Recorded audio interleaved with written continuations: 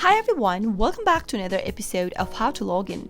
In today's video, I'm going to show you how to log out of Roblox on iPhone. Keep watching the video till the end and don't forget to subscribe to our channel by hitting that subscribe button.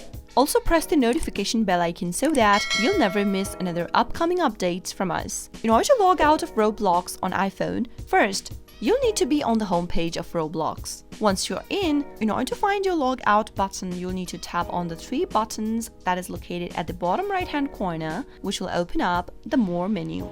From this page, scroll all the way down until you see a log out button. Give it a tap and confirm if you're sure you'd like to log out of your account and tap on log out. But before logging out of your account, remember that you'll need to know all of your credentials for Roblox, otherwise you won't be able to get in.